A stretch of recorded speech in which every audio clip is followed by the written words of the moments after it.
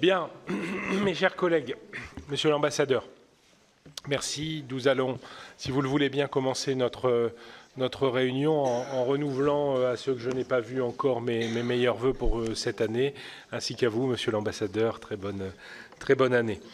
Alors, nous sommes dans cette configuration toujours un peu contraints par le temps, puisqu'à 15 h, nous avons la séance de questions d'actualité au gouvernement.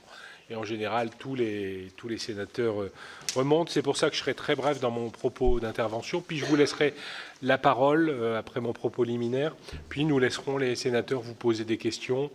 Donc voilà, sur des séquences en ce qui vous concerne, je ne sais pas, bien sûr, vous avez parole libre, mais voilà, si en un quart d'heure, 20 minutes, on arrivait à caser votre propos général, ça permettra à nos collègues de vous poser des questions.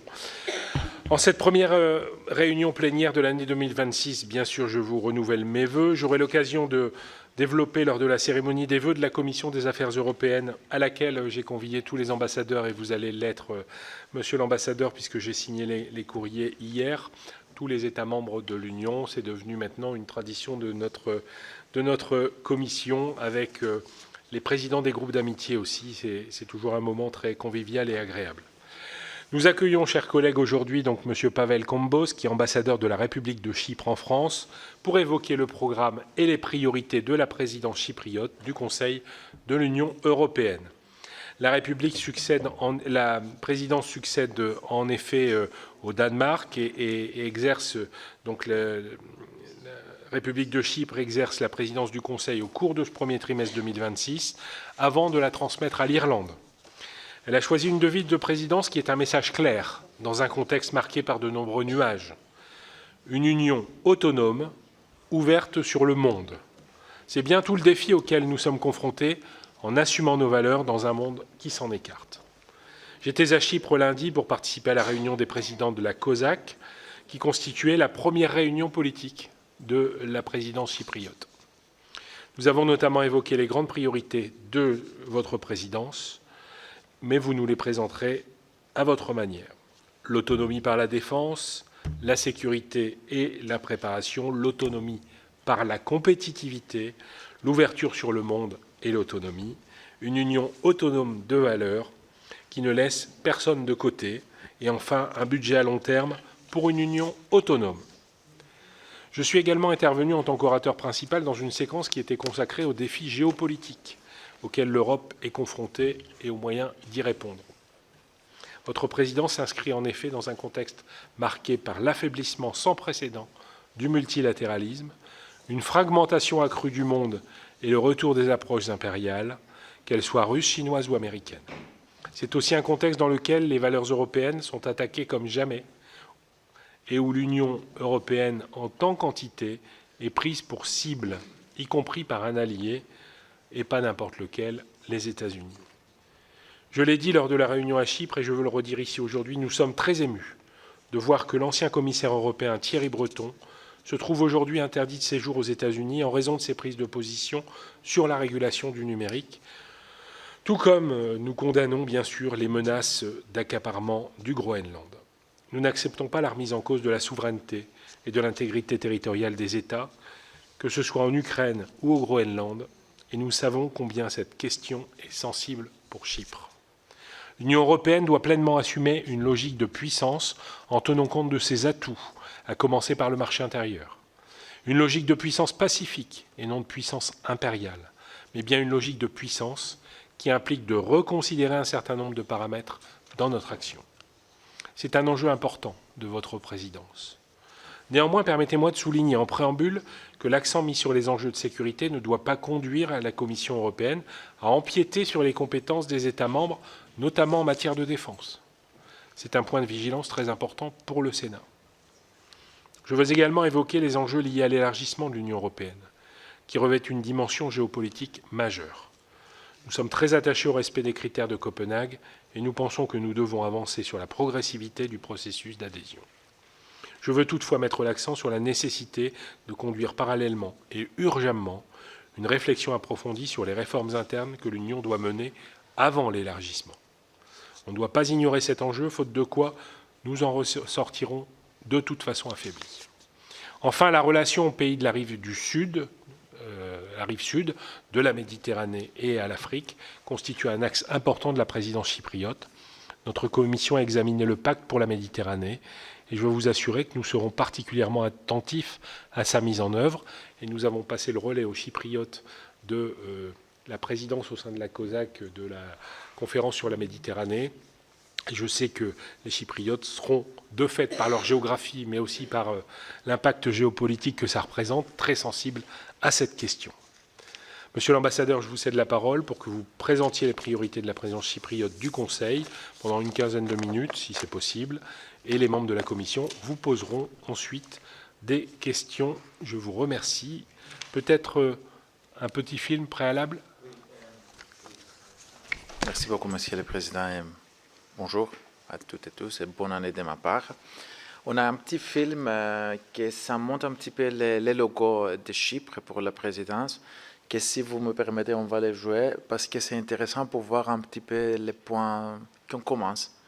L'idée derrière ce film, ça vient de la dentelle traditionnelle de l'Efkara. C'est un des dentelles très connues de Chypre, les plus connues de Chypre. Il illustre notre vision vers l'Europe, c'est-à-dire un fil seul, ça ne suffit pas, mais beaucoup de fils ensemble, il peut créer un symbole de force et de l'unité. Donc c'est pour ça qu'on a choisi ça comme symbole, et vous le voyez partout dans les films et dans tous les locaux de la présidence. Et c'est sous-titré en français. Το νήμα της Κύπρου ξετυλίγεται μέσα στους αιώνες, υφαίνοντας την ιστορία, την παράδοση και την ταυτότητα του τόπου. Όπως η βελονιά σχηματίζει ένα κέντημα, ένα νήμα που ενώνει το παρελθόν με το παρόν και οδηγεί με αυτοπεποίθηση και περηφάνεια στο μέλλον, συνυφαίνοντας διαχρονικά την πορεία της Κύπρου με την Ευρώπη, με το κοινό ευρωπαϊκό αύριο. Είναι το ίδιο νήμα που ενώνει τα στοιχεία του νησιού μας, τη γη και τη θάλασσα, τον ήλιο, το φως, τον πολιτισμό, σε μια παράδοση μοναδική. Μια παράδοση με ευρωπαϊκές, βυζαντινές και μεσανατολικές αποχρώσεις που καθρεφτίζει την ψυχή ενός νησιού στο σταυροδρόμι 3 υπήρων.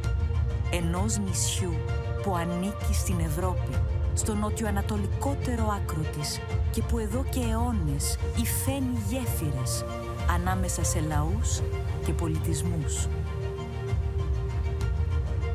Στα Λεύκαρα, στα γραφικά λουσμένα στο φως σοκάκια, γεννήθηκε μια τέχνη που ταξίδεψε την Κύπρο πέρα από τα σύνορά της. Το λευκαρίτικο κέντημα. Με τις ρίζες του στο 12ο αιώνα, συνενώνει τις δυτικές επιρροές με την κυπριακή δημιουργικότητα και δεξιοτεχνία. Άειλη πολιτιστική κληρονομιά της UNESCO αποτελεί σύμβολο αριστοτεχνίας και σύνθεσης. Στο κέντρο του το νήμα, εύθραυστο μόνο του, αλλά ισχυρό και συνεκτικό όταν υφαίνεται μαζί με άλλα. Μια μεταφορά για τη συνένωση ανθρώπων, κρατών, ιδεών και πολιτισμών σε ένα ενιαίο, αρμονικό και ισχυρό σύνολο. Το κοινό ευρωπαϊκό οικοδόμημα.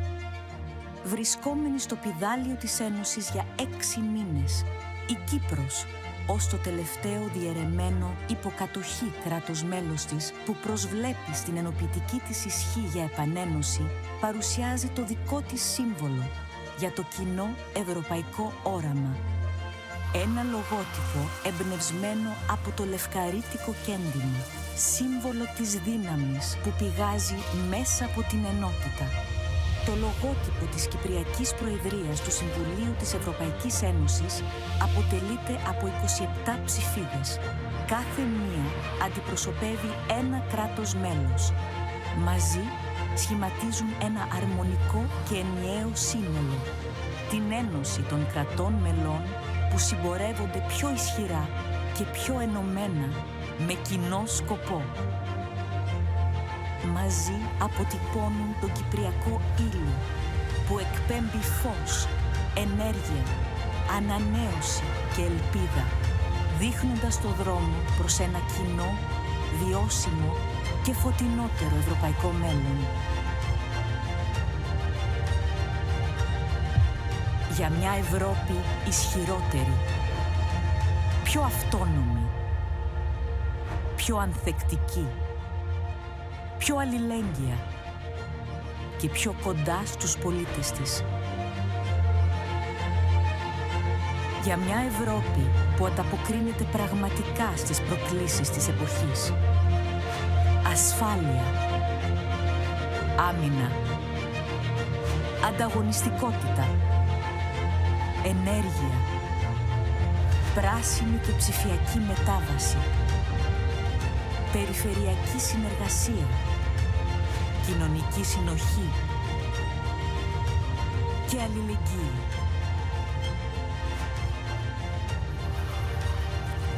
Μαζί, ισχυρότεροι.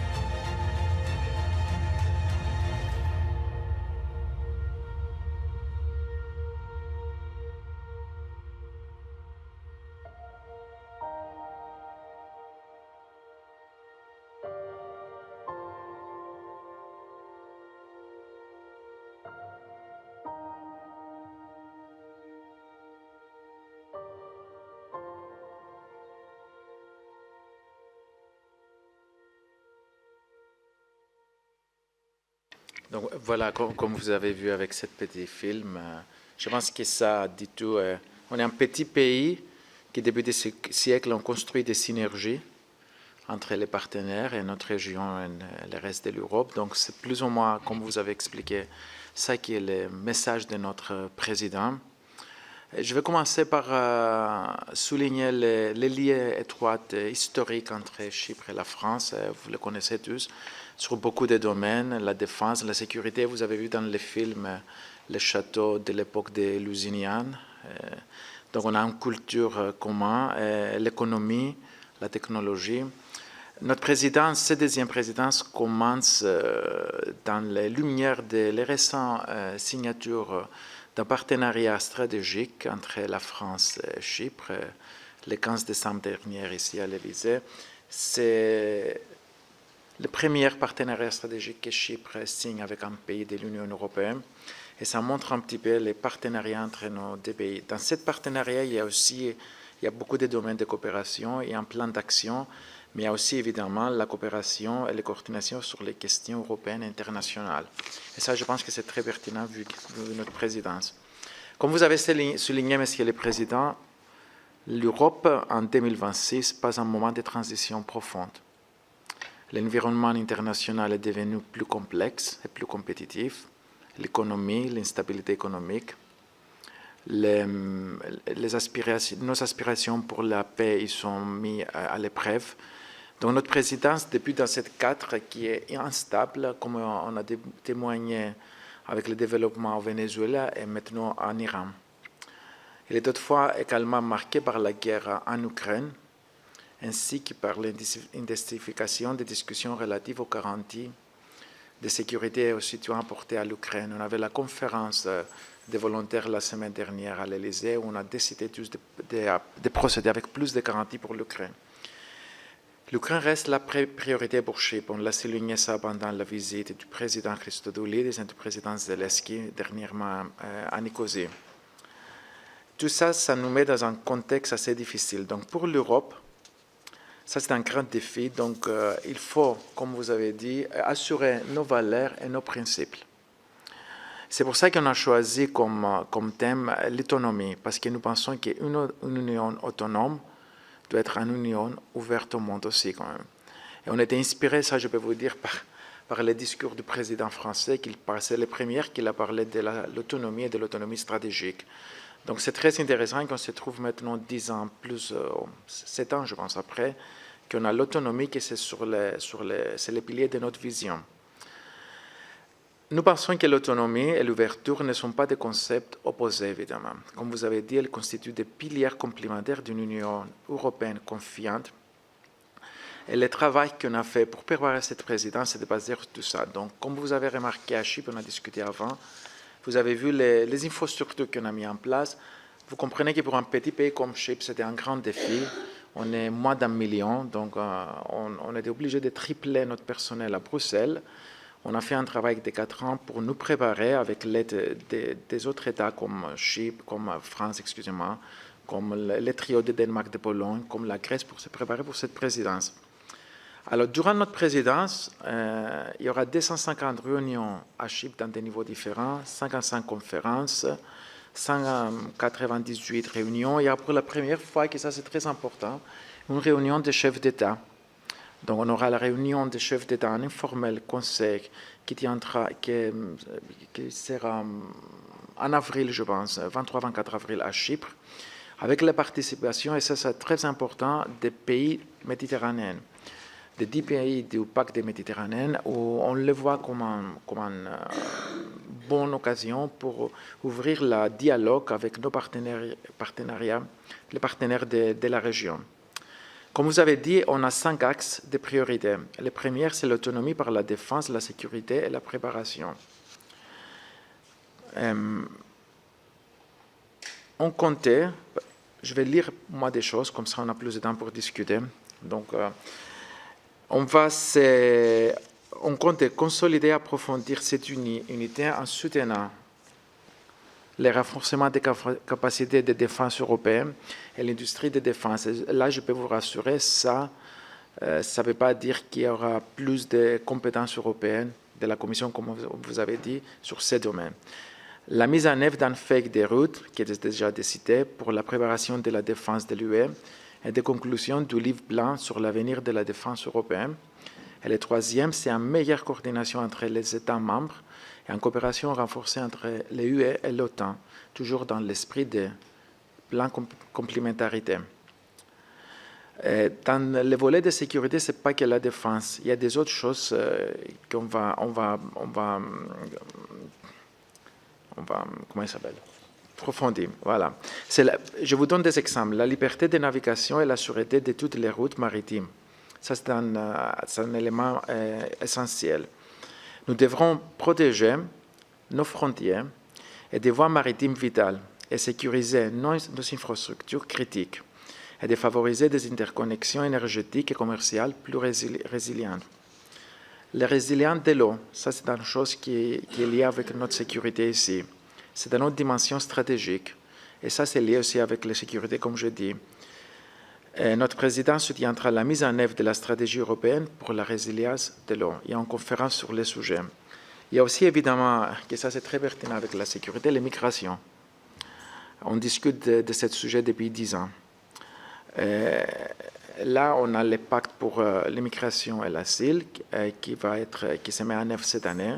Ça reste en priorité de les mettre en œuvre complète, ainsi que la conclusion des négociations sur les règlements relatifs au retour. On aura le trilogue avec le Parlement européen. Il y a des positions qui étaient décidées au niveau du Conseil pendant les Danois, donc c'est à nous maintenant de défendre ces positions devant le Parlement. Il y a aussi la sécurité traditionnelle qu'on fait face, comme les menaces hybrides. Le président Macron il parle très souvent comme l'Europe est menacée, notre vie et notre démocratie est menacée.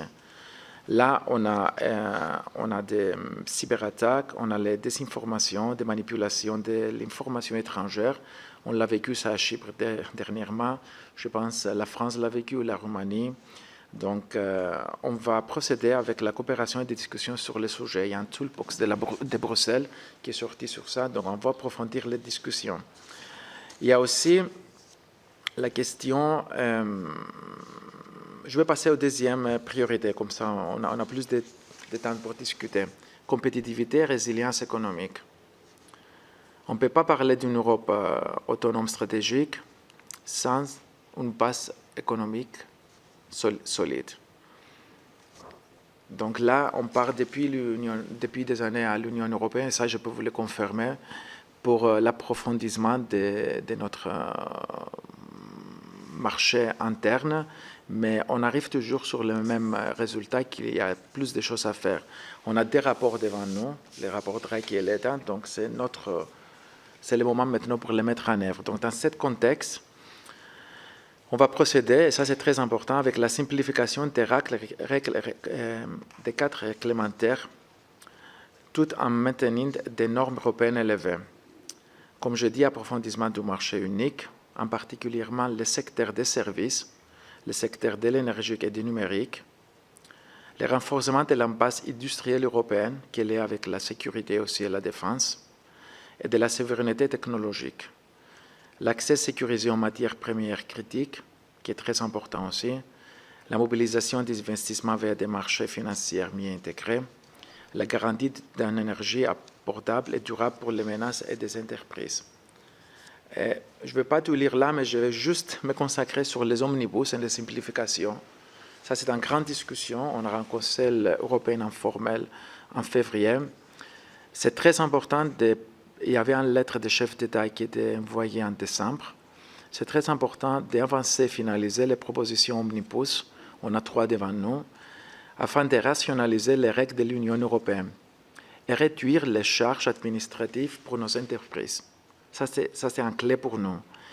Et là, il faut souligner que dans ce contexte, la simplification ne signifie pas ni de réglementation, ça c'est très important, ni augmentation des coûts financiers. Donc, on a soumis des obligations dans beaucoup de dossiers. C'est le résultat des négociations avec le Parlement. Donc, les simplifications, ça ne veut pas dire de nouvelles normes. Et ça, c'est très important. Bon, là, il y a beaucoup de choses. Je ne vais pas rentrer dans tous les détails, mais je vais passer à les sujets un petit peu plus externes, l'autonomie, une Europe autonome, mais plus ouverte au monde. Comme je dis avant, l'autonomie ne signifie pas l'isolement. Au contraire, il implique un engagement avec le monde, un monde qui est perturbé, comme vous avez dit.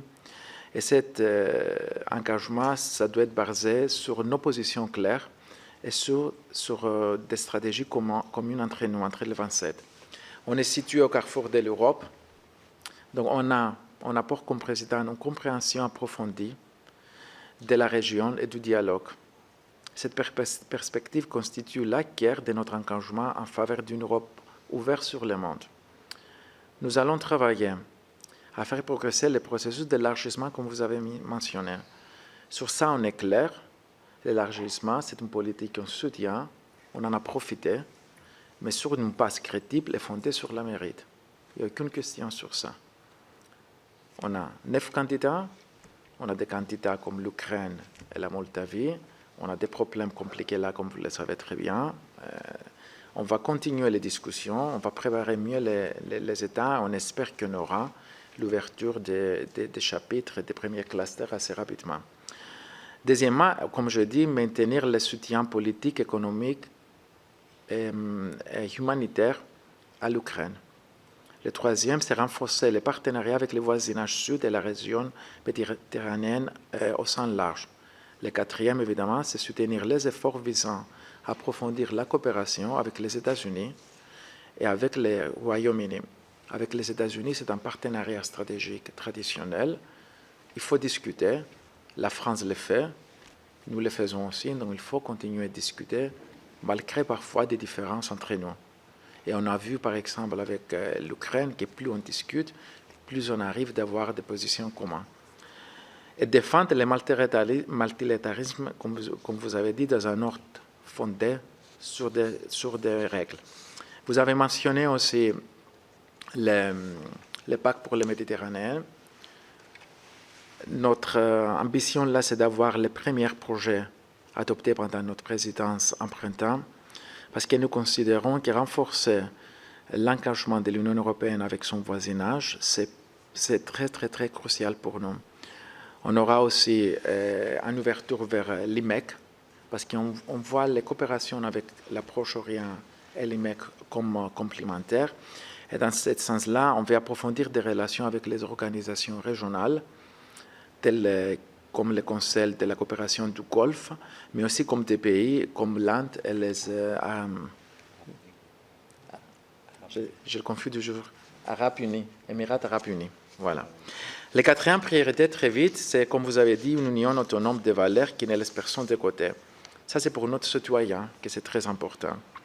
C'est-à-dire renforcer la cohésion sociale et la réduction des inégalités, la lutte contre la pauvreté, l'amélioration de l'accès au logement et aux sécurités alimentaires. Les logements, pour nous, c'est très important. Il y aura une stratégie qui est sortie de la Commission.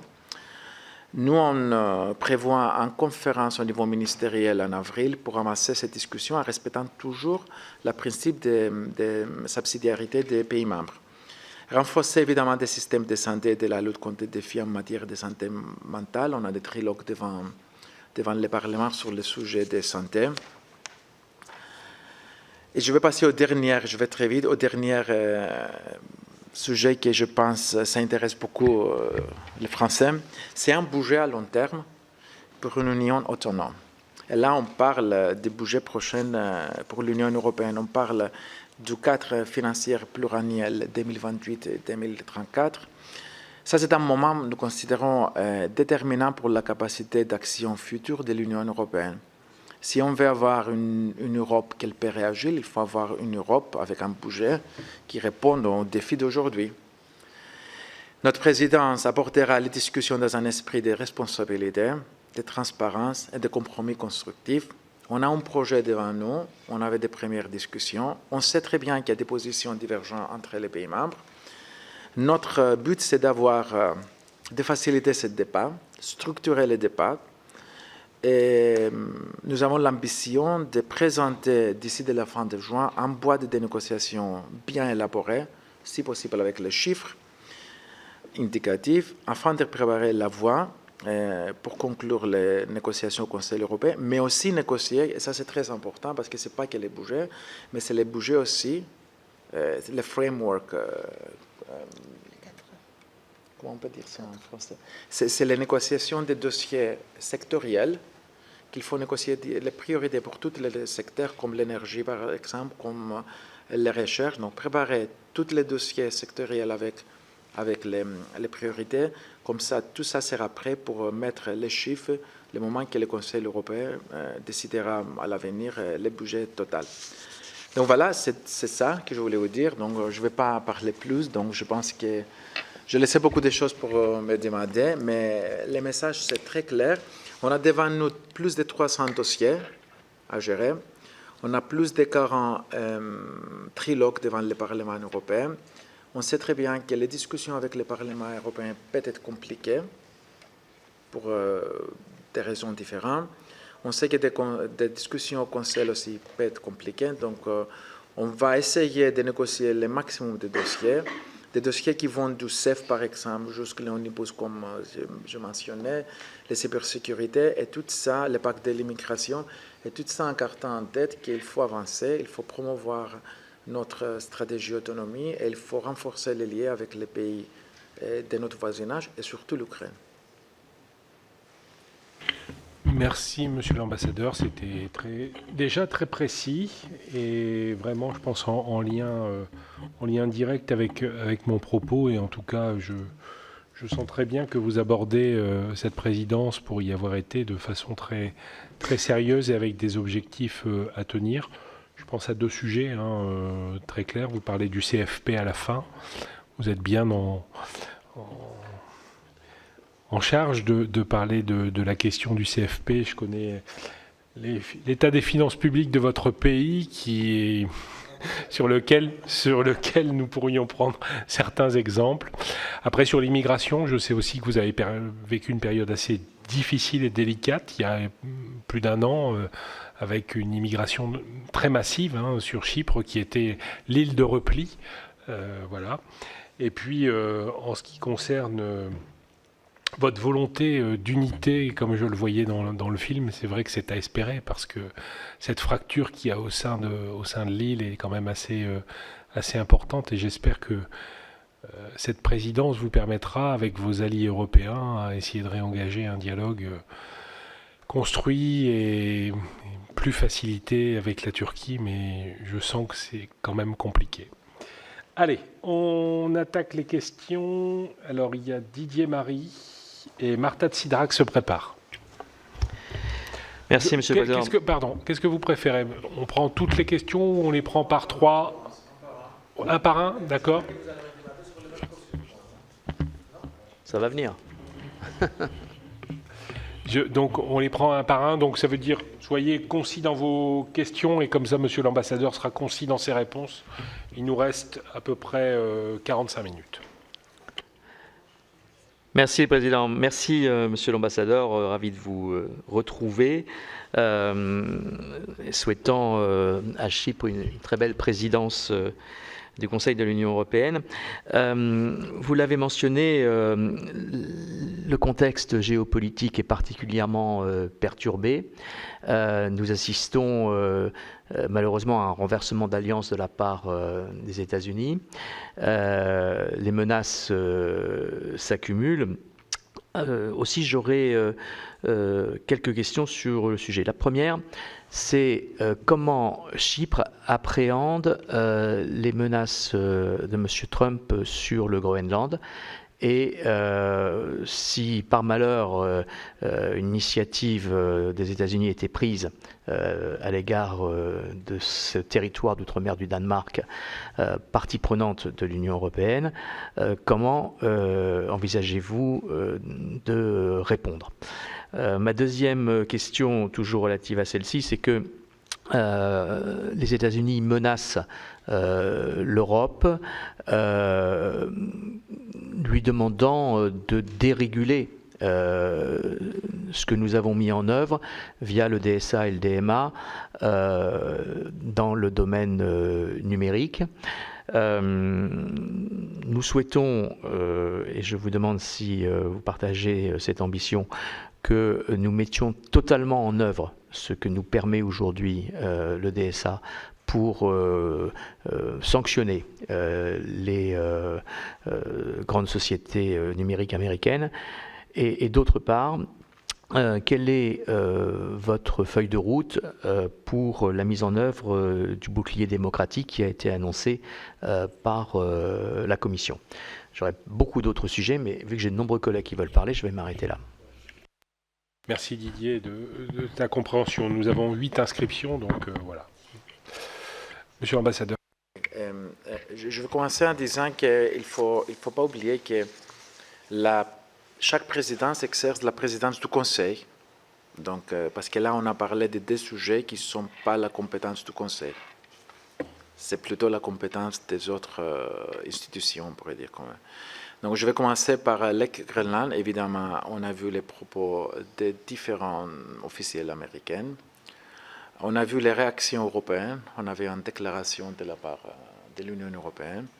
On a vu des déclarations des chefs d'État. Je pense que notre position, c'est très clair. Ça, c'est un sujet qui doit être discuté entre le Danemark et le Groenland. Ça, c'est la première chose. Et deuxième chose, on a un ordre international qu'il faut respecter. Donc, dans l'hypothèse, parce que je sais qu'il y aura des discussions entre les Danois, les dirigeants des Groenland et les Américains, je pense, demain, avec le secrétaire Rubio.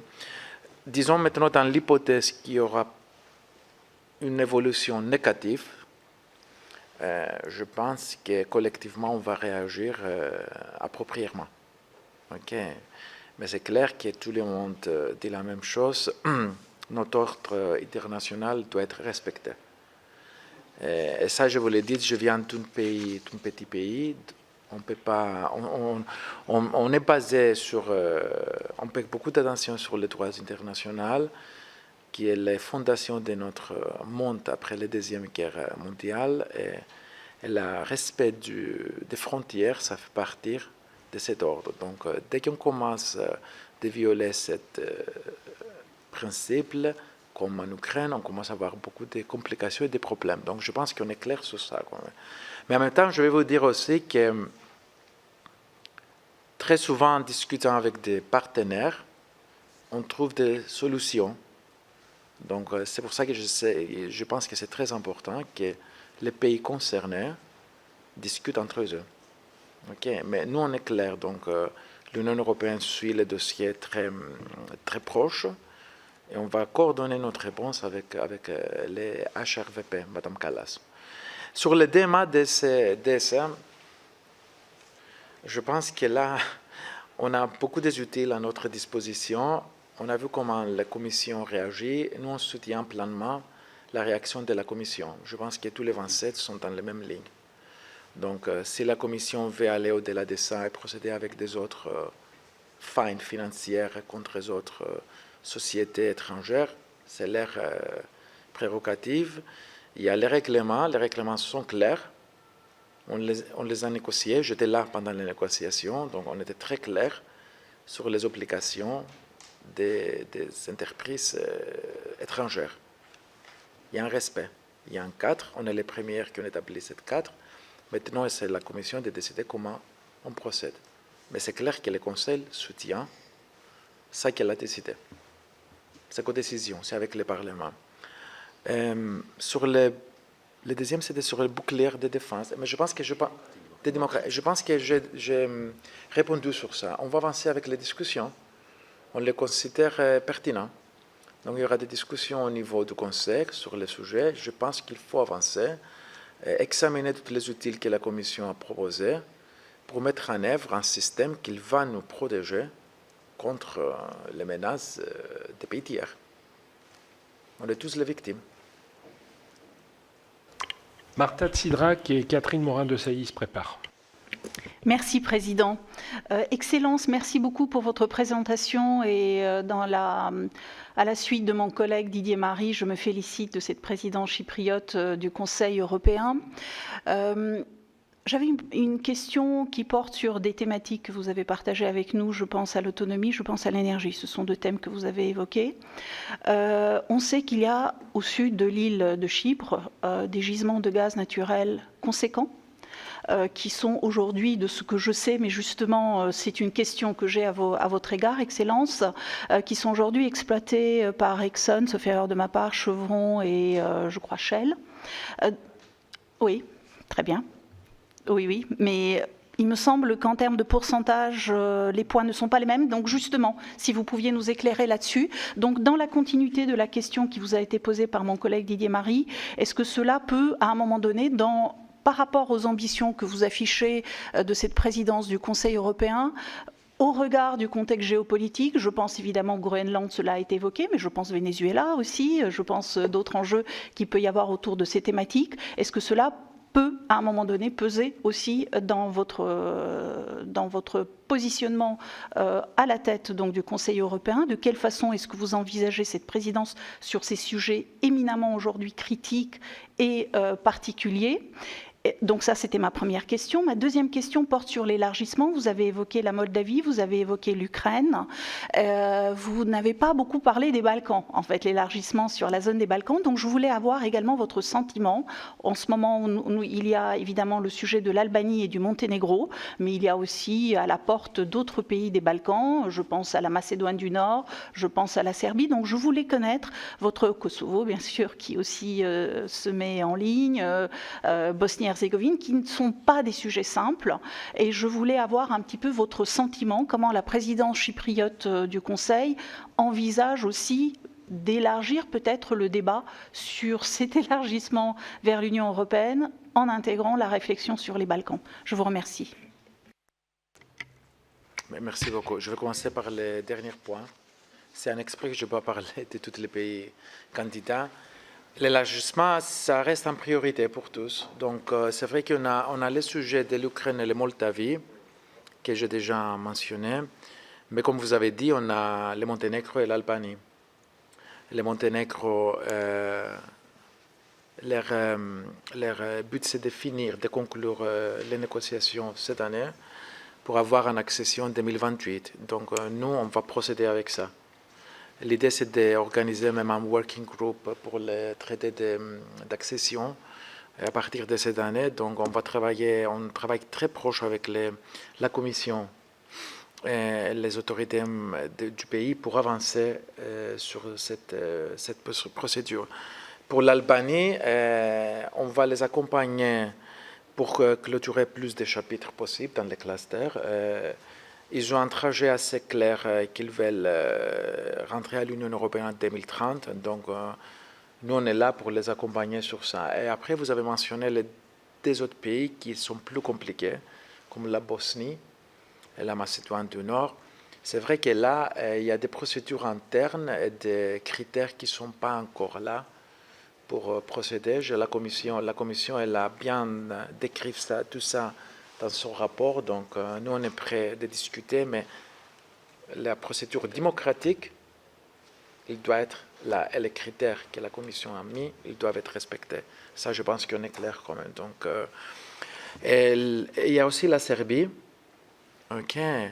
Notre but pour la Serbie, c'est d'avancer avec les pays, aider le pays et les forces démocratiques dans ce pays pour ouvrir le troisième cluster, comme on dit, des négociations. Ça, c'est une discussion qu'on a au Conseil. Donc, en général, l'élargissement, ça reste en priorité, mais toujours dans le contexte de la réalité de chaque pays et des critères remplis. Et ça, aucune solde, on pourrait dire, discount sur ça quand même. Sur l'énergie, c'est vrai qu'il y a en présence de différentes entreprises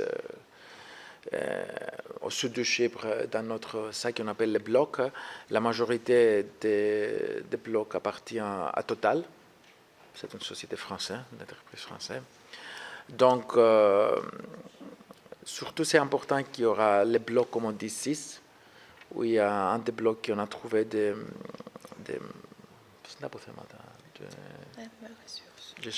ressources assez importantes du gaz. On espère on va arriver d'utiliser ce gaz assez bientôt. On a un accord avec l'Égypte pour transporter via un pipe le gaz en Égypte. C'est un accord qu'on a signé cette année et de là en Europe. Le problème, l'énergie, pour nous, c'est un dossier très important. On a fait pas mal de choses avant avec des autres présidences. On a traité la crise énergétique pendant le Covid et on a aussi traité les crises énergétiques pendant la période qui a débuté au début de guerre entre la Russie et l'Ukraine. Et là, l'effort qu'on a fait, c'était, comme on disait à l'Union européenne, l'indépendance du gaz naturel russe. Donc, pour Chypre, c'est très important. Pourquoi? Parce que nous, on est une île isolée, et on est une île isolée au niveau des connexions avec l'Europe. Donc, on paie beaucoup d'attention sur tout ça.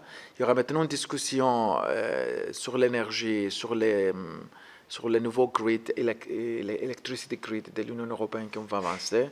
Mais pour nous, au-delà de tout ça, c'est pour ça que j'ai mentionné les interconnexions, parce que ça reste un sujet très important. Compléter ce marché d'énergie commun, comme ça tout le monde peut en profiter, parce que ça, il y aura aussi un impact sur les prix de l'énergie aux citoyens. Donc, et aux entreprises aussi, évidemment, et à l'économie plus générale quand même. La troisième question, c'était pour les relations externes, si je ne me trompe pas. Est-ce qu'à un moment donné, justement, les gisements que vous avez, ce que vous partagez avec nous aujourd'hui, peut-être vous entraver dans un certain nombre de réflexions vis-à-vis d'autres opérateurs par rapport à des exploitants? Mais vous disiez que c'était Total Energy qui était majoritaire, donc européen. On a déjà des contrats avec des sociétés, avec des entreprises, donc je pense que plus ou moins est là. Donc, si demain on dit en hypothèse, ça je pars dans un scénario d'hypothèse, une société veut vendre leur part dans une autre société, ça c'est free market, ça on pourrait le faire. Ça c'est faisable. Et sur le sujet plus général des affaires étrangères et les menaces ou les changements qu'on fait face, vous avez mentionné aussi Venezuela, c'est vrai que chaque présidence commence avec un programme qui est bien défini, qui travaille des années pour le préparer. Mais c'est aussi vrai que chaque présidence, au début de la présidence, il y a une grande crise qui change tout. Okay. Donc moi, je me souviens de mes collègues croates, voilà, c'était le Covid. Et après, on avait les guerres en Russie, l'agression de Russie vers l'Ukraine. Tout a changé. Ouais. Présidence française. Donc voilà. Donc vous voyez, il y a toujours des imprévus. Donc voilà, pour nous, on est préparé, mais on est prêt de s'adapter, toujours avec l'aide des institutions, la Commission, les partenaires au Conseil, les pays comme la France. On est prêt à réagir en parlant et en adoptant dans de nouveaux contextes. S'il y aura peut-être demain, je vous donne un petit exemple parce que je sais que vous allez me demander, on a l'Iran, on a une grande crise maintenant politique à l'Iran. Il n'y a personne, je pense, qui peut définir les résultats de cette crise en Iran. Ou la réaction de la communauté internationale. On n'a pas de chiffres concrets sur ce qu'il passe, sur des gens qui se sont tués là. Moi, je lis des rapports qui parlent de 100, 400, et après on parle de 20 000 ou 2 000. Non. Donc, pourquoi je vous dis ça? Parce que nous, on a préparé un programme pour 6 mois, et maintenant on a Iran.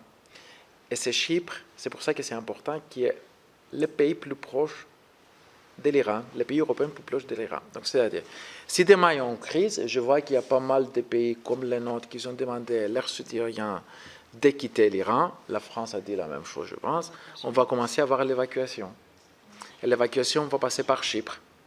Vous voyez, donc ça c'est quelque chose c'est un facteur qu'il faut baser sur notre préparation en général. Donc, mais c'est la réalité.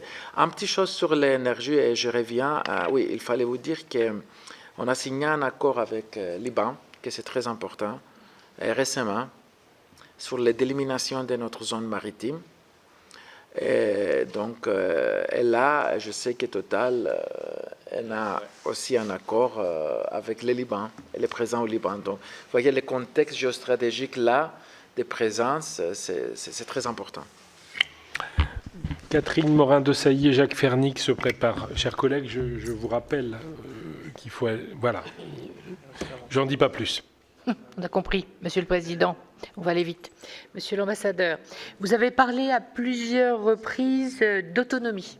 L'autonomie de l'Europe qui est un stratégique majeur. Vous avez évoqué le rapport Draghi. Celui-ci est très sévère par rapport aux carences de l'Union européenne ces 30 dernières années et plaide pour un réveil et une inflexion extrêmement importante en matière de politique industrielle sous peine d'agonie de l'Europe. Les mots sont forts.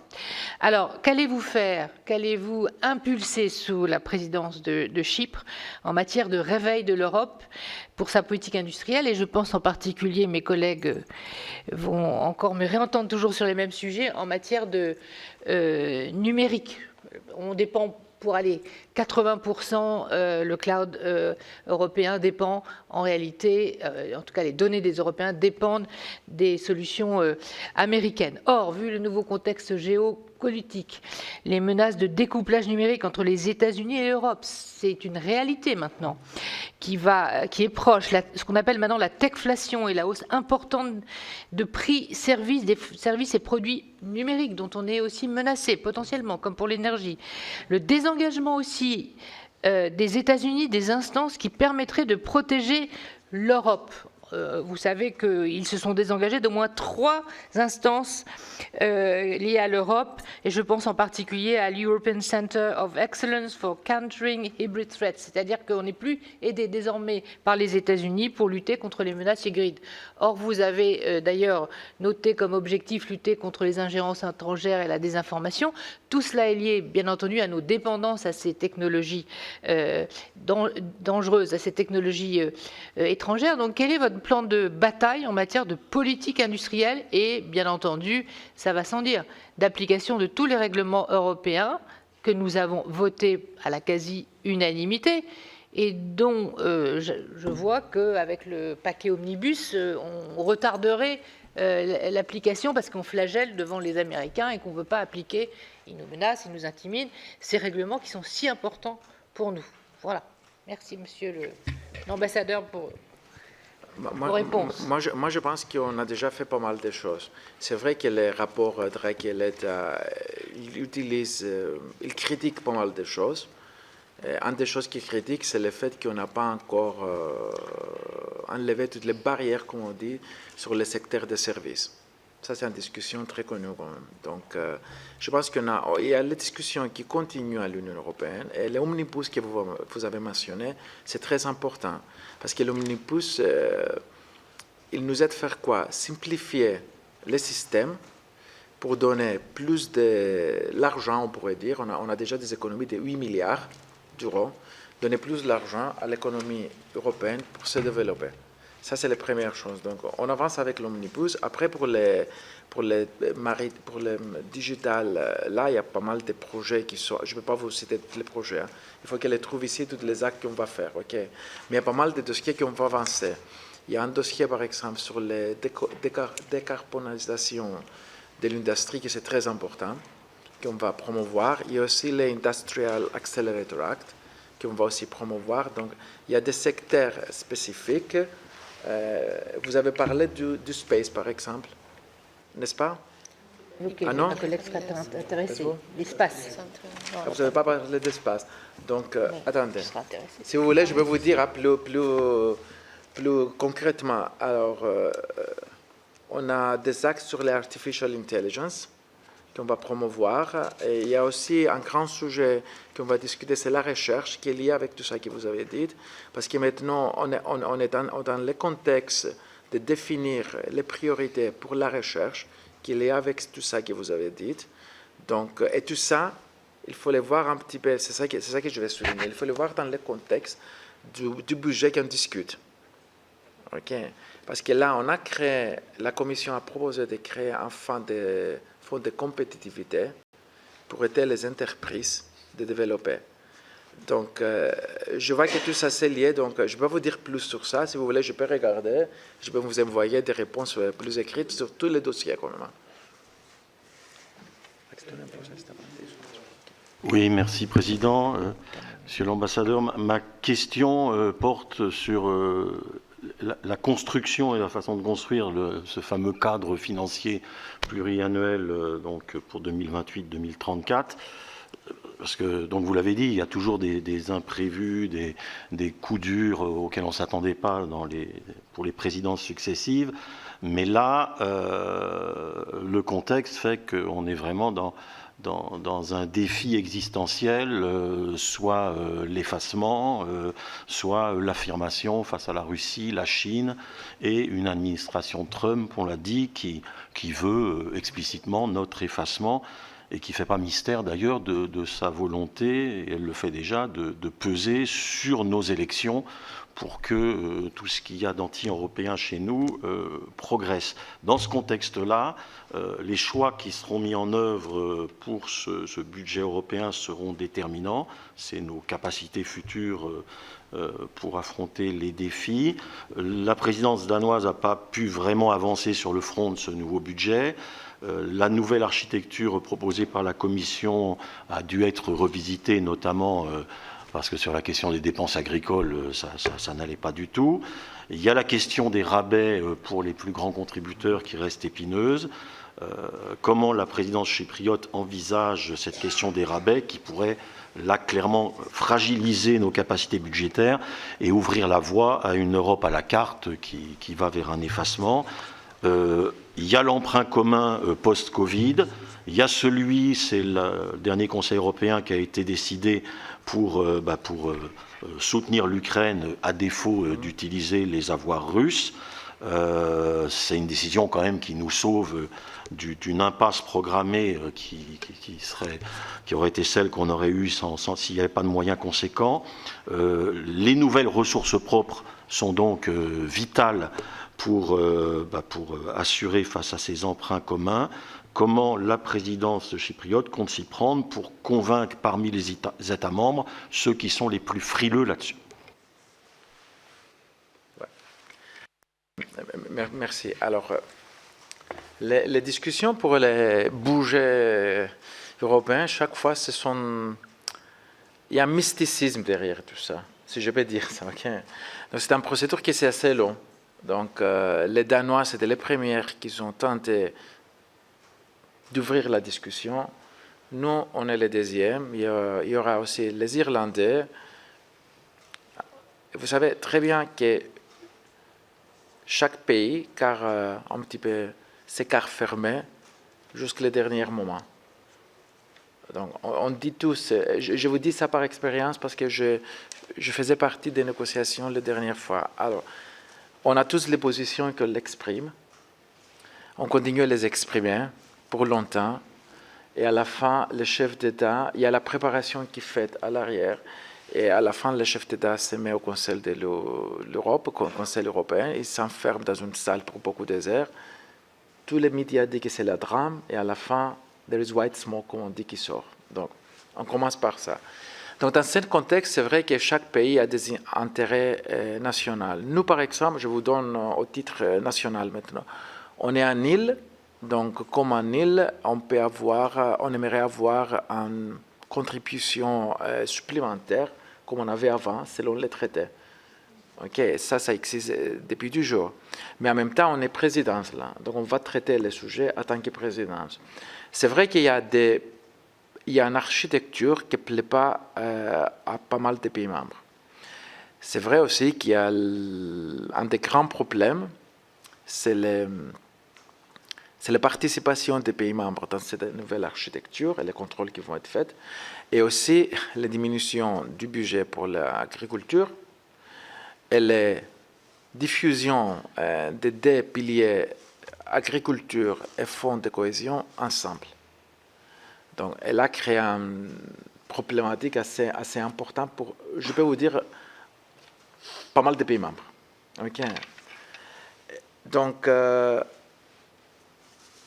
on est ouvert à écouter à tout le monde. Et je ne peux pas vous dire plus quand même, parce que c'est une négociation ouverte. On est ouvert à écouter à tout le monde concernant les ressources, les nouvelles ressources propres. Il y a une série de propositions qui sont faites. Je sais que pour la France, c'est très important d'avoir des nouveaux fonds qui vont rentrer, les ressources propres. Pour beaucoup des autres pays, il faut trouver le bon équilibre. Je pense qu'il y a 5 ou 6 qui se sont proposés. Il y a certains qui sont plus acceptés, il y a des autres qui sont plus difficiles. Donc, je pense qu'on va continuer à discuter. Il ne faut pas être pessimiste parce que, comme je vous avais dit, c'est toujours difficile. C'est toujours difficile. Mais nous, la ministre de l'Europe compte de travailler assez étroite, avec toutes ses forces, avec tous les partenariats, les 26, pour avancer, pour voir, pour trouver les lignes qui pourraient nous rassembler. Mais c'est vrai, on est réaliste. Hein? On sait très bien qu'en juin, même si on arrive de proposer des chiffres, ça ne veut pas être le définitif. Ça va être une première étape assez importante pour avancer les négociations. Je ne sais pas si j'ai assez répondu. On verra pour les rabais. Question. Gisèle Jourda se prépare Louis-Jean de Nicolai.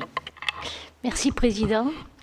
Excellence, vous avez évoqué dans votre propos préliminaire le renforcement des politiques de voisinage. C'est un point qui me paraît essentiel.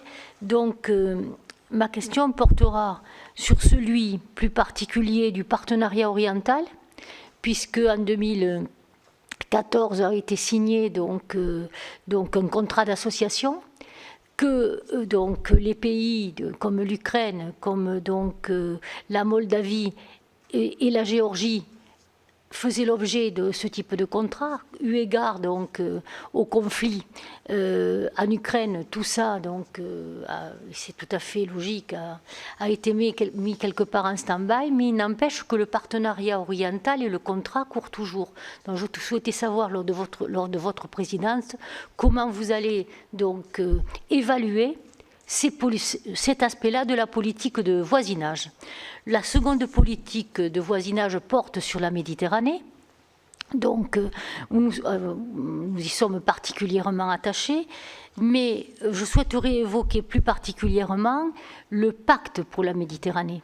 Donc, ce pacte de la Méditerranée qui a été adopté par le Conseil Affaires étrangères le 20 novembre dernier et qui propose une stratégie globale de l'Union européenne pour co-construire une nouvelle politique de voisinage sud avec les pays partenaires de la Méditerranée.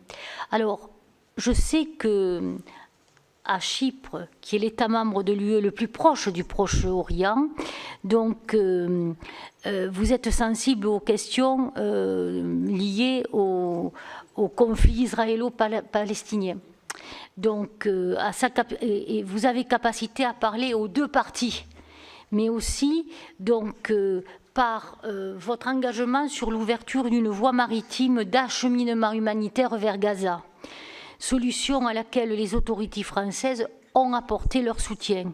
Donc je souhaiterais savoir quel sera le rôle de l'Union européenne sur votre présidence sur ce sujet, qui est un sujet à la fois dramatique et un sujet d'espérance pour les personnes qui attendent un secours humanitaire là-dessus.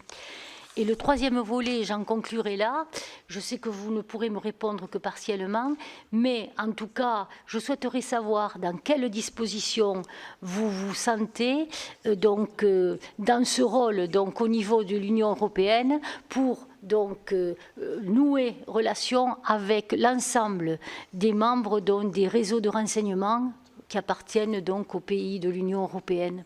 Voilà. Merci beaucoup. La dernière question, elle porte sur, aujourd'hui, par rapport au conflit que nous traversons, etc., il y a une importance énorme liée au renseignement et au fait d'obtenir des informations par les cercles de renseignement, que ce soit donc les cercles européens des unités de renseignement. Et je souhaitais savoir comment, si vous envisagez de créer, puisque ça existe, hein, les cercles de renseignement ont des relations au niveau européen, si vous envisagez des relations avec eux. Je vais vous laisser réfléchir, mais je vais peut-être prendre les trois autres questions, Monsieur l'ambassadeur, pour que vous puissiez répondre, sinon on n'y arrivera pas. Donc Louis-Jean Nicolai, et se prépare Daniel Grémillet. Oui, merci, Monsieur le Président, Monsieur l'ambassadeur. Merci d'être au Sénat. Comme vous le savez, nous sommes ici la Chambre des territoires, et donc fortement attachés à la politique de cohésion des territoires. Donc, vous l'avez évoqué un petit peu, le 26 février prochain, il y aura une grande discussion notamment. Et nous sommes toujours ici inquiets ou un peu suspicieux sur la volonté des États membres de recentrer au niveau national la politique de cohésion des territoires, alors que la France a toujours voulu, par le biais de la décentralisation, être au plus près des territoires et donc déconcentrer ces politiques ou garder ces politiques au niveau régional. Donc, est-ce que la volonté de la présidence chypriote est aussi de garder, de soutenir cette volonté française, ou alors est-ce qu'elle va dans la droite ligne de la volonté de la Commission de recentrer vers les États membres cette politique de cohésion des territoires?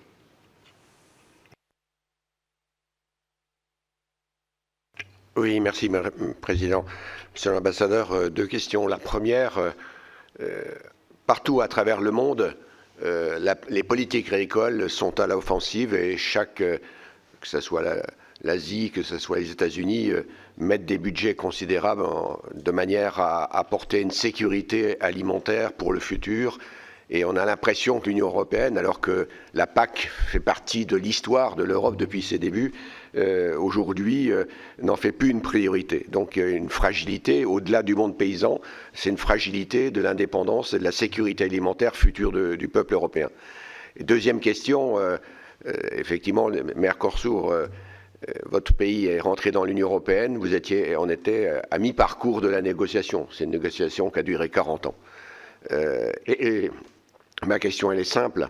On se rend compte de la déconnexion qu'il peut y avoir entre un accord passé qui était sur des bases identiques à l'époque et avec une situation complètement déconnectée de l'évolution de la politique agricole commune vis-à-vis des partenaires, des discussions qui nous amènent à faire rentrer dans notre espace européen des produits alimentaires qui ne correspondent pas du tout au modèle exigé de son agriculture.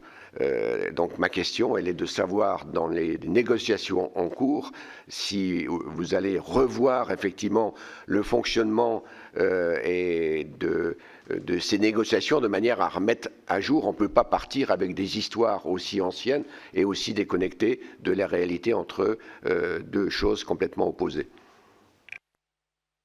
Oui, merci, merci Monsieur le Président, Monsieur l'Ambassadeur. Peut-être là aussi deux questions. La première, c'est, vous savez que la présidence chypriote a annoncé qu'elle souhaitait progresser sur le cadre de négociations élaboré par la présidence danoise pour le prochain cadre financier pluriannuel. Il y a la question qui est liée notamment à mi-parcours de la révision de la politique de cohésion. Comment préserver dans ce cadre les acquis des grandes politiques structurantes de l'Union, en particulier sur la PAC et la politique de cohésion, et comment maintenir un niveau de programmation régionale qui soit pertinent face à la volonté manifestée par la Commission de les recentraliser. Et puis une deuxième question qui est sans doute pas une des priorités de la Commission actuellement, mais je rappelle que nous avons 1,8 million de travailleurs frontaliers en Europe, dont 500 000 en France. Et la question, c'est celle des travaux en cours sur la révision du règlement portant sur la coordination des systèmes de sécurité sociale. Cette révision prévoit notamment un transfert de compétences de l'indemnisation chômage de l'État de résidence vers l'État d'emploi. Et elle inquiète les représentants des travailleurs frontaliers un peu partout en Europe qui la perçoivent comme un moyen de préserver les intérêts financiers des États, mais aux dépens des intérêts des travailleurs. Et c'est un sujet qui est de plus en plus prégnant, en particulier pour nous en France, mais aussi sans doute ailleurs. Sans doute que vous n'avez pas les réponses à ce sujet-là. Je vous ai d'ailleurs amené une note. Je suis bien sûr preneur de réponses qui viendraient de votre part, mais c'est un sujet qui nous tient à cœur, et en particulier pour un sénateur qui se trouve sur la frontière avec l'Allemagne. Merci. Là, je commence par le dernier parce que vous avez touché sur un enlégeant des dossiers à l'Union européenne, the 883 comme on dit. Donc c'est un dossier qu'aucun ambassadeur veut discuter.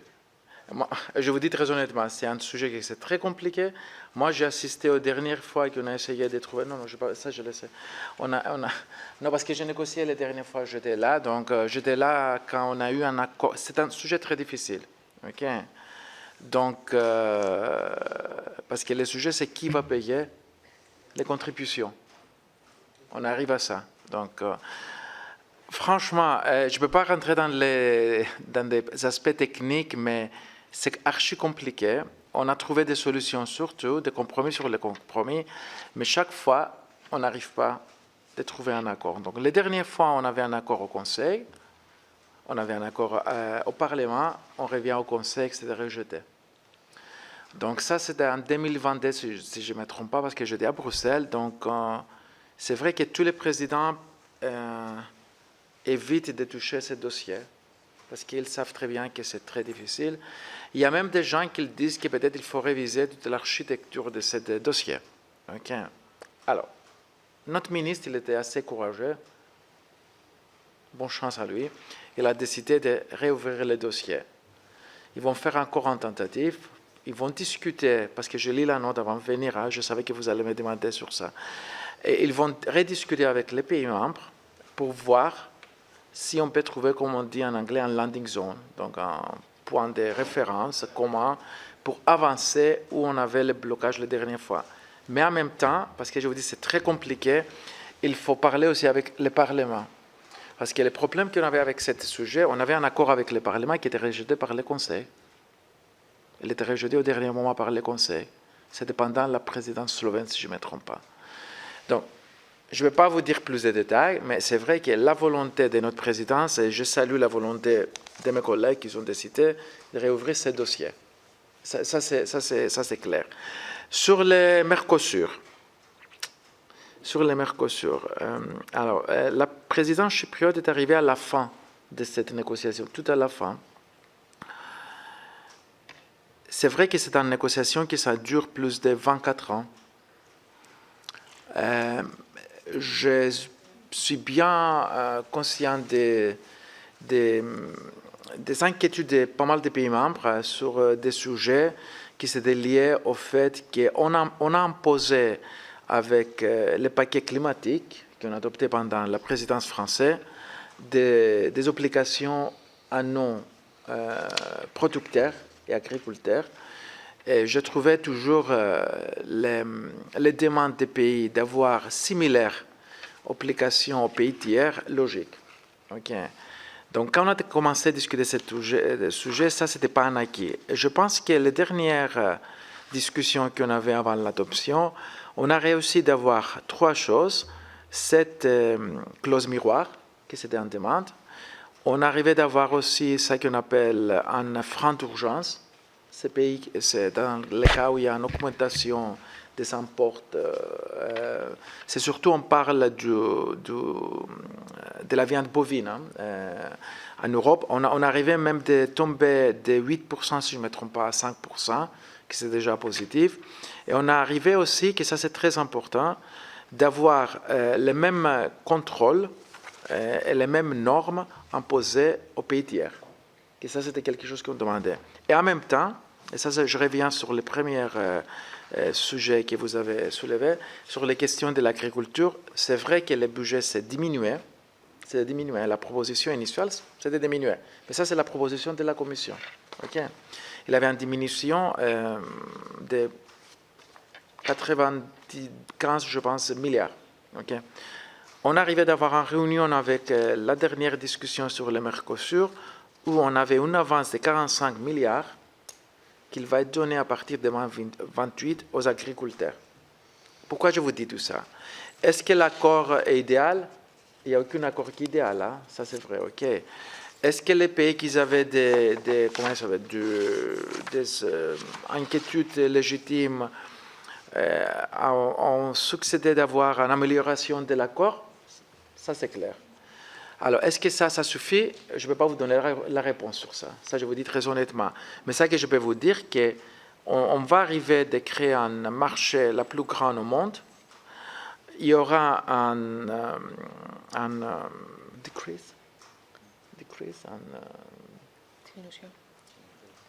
diminution, non, decrease. Réduction, merci. Merci parce que je le vois en anglais, c'est pour ça que parfois il y aura une grande réduction des tarifs qui sont imposés sur des produits européens qui vont aller aux 4 pays du Mercosur.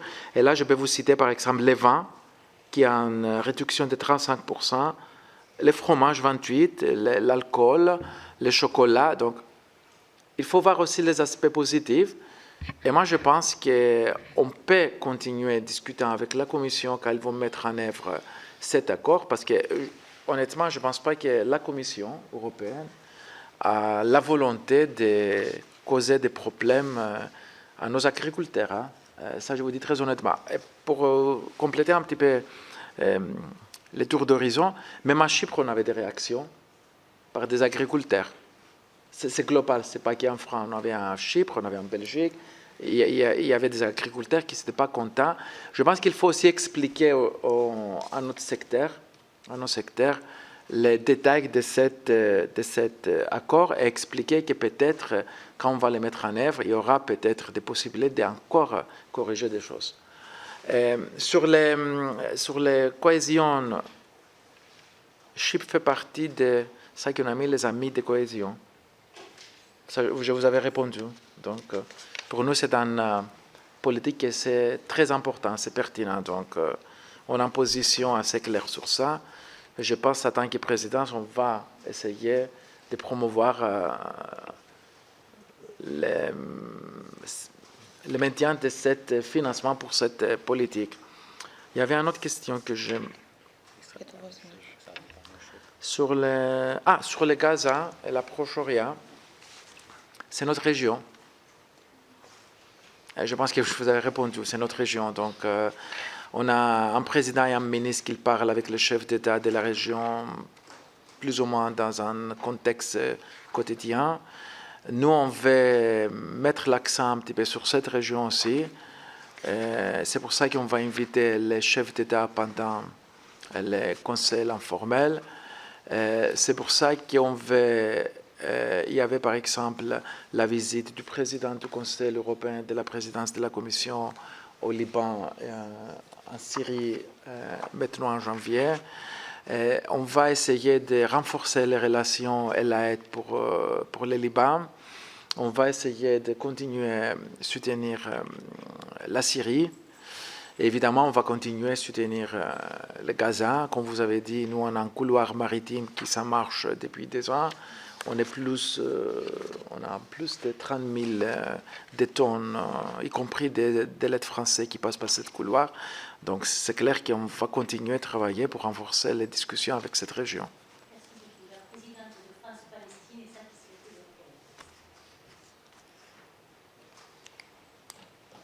Je ne sais pas si j'ai oublié quelque chose. Non. Oui, simplement très vite, avant de terminer, je vous remercie de vos réponses. Sur le Mercosur, en novembre 2024, moi j'avais vu votre ministre des Affaires étrangères. Et en fait, la position chypriote en tant qu'État et non pas en tant que présidence du Conseil, c'était sur l'accord agricole en tant que tel, des positions qui n'étaient pas franches parce que globalement, compréhension du fait que c'était gagnant pour l'Europe, pas forcément directement pour certains secteurs, mais dont je me souviens, c'est qu'il y avait une opposition franche sur le découplage de l'accord, c'est-à-dire sur sa... Voilà, et là je sais qu'il y avait une intransigeance en disant « attention », nous, on n'est pas d'accord et donc on suit la position de la France parce que, voilà. Et vous savez qu'ici, nous avons demandé en fait une saisine, que le gouvernement saisisse la CJUE justement sur la pertinence de ce découplage de l'accord qui ne nous paraît pas très acceptable aujourd'hui parce que créant un précédent pour le futur et avec un écart du positionnement complet des parlements nationaux. Donc je me souviens très bien de cette position qui était ferme de la part des Chypriotes sur le découplage de l'accord. Vous savez, comme présidence, chaque présidence, on est très souvent lié, on est très souvent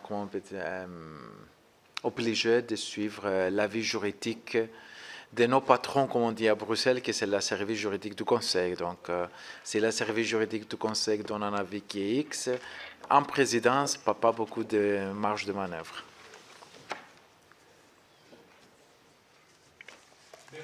C'est à moi, merci beaucoup. Merci beaucoup.